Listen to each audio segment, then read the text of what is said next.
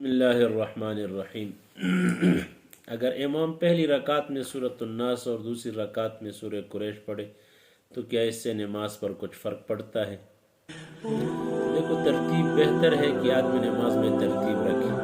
پہلے آدمی علم تری کیف پڑھے، دوسرے رکعت میں لإلاف قریش پڑھے۔ اور اگر غلطی سے آدمی پہلے سورہ قریش پڑھ لے، ٹھیک ہے، یا پہلے رکعت میں آدمی نے سورہ ناس پڑھ لیا اور دوسرے میں سورہ قل اعوذ برب الفلق پڑھ لی، تو اگر بھول سے پڑھ لے تو نماز ہو جاتی ہے، اس میں کچھ کراہت نہیں۔ ہاں، اگر آدمی قصداً جان بوجھ کر آگے پیچھے صورتیں چھوڑتے ہیں اور ترتیب کے بغیر صورتیں پڑھتے ہیں تو پھر مکروہ ہے۔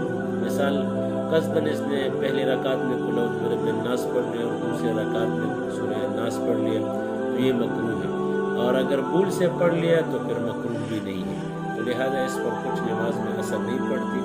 بہتر یہ ہے کہ نماز کو آدمی سوچ سمجھ کر پڑھے، جو صورتیں یاد ہے صحیح طریقے سے اور اس کا ترتیب بھی یاد ہے تو پہلے وہ صورتیں پڑھے، دوسرے رکعت میں پھر اس کے بعد والی صورتیں پڑھے۔ تو لہٰذا اگر قصداً پڑھتے ہیں تو مکروہ ہے، اور اگر قصداً نہیں پڑھتے، بھول سے آگے پیچھے ہو جائے تو پھر مکروہ ہے۔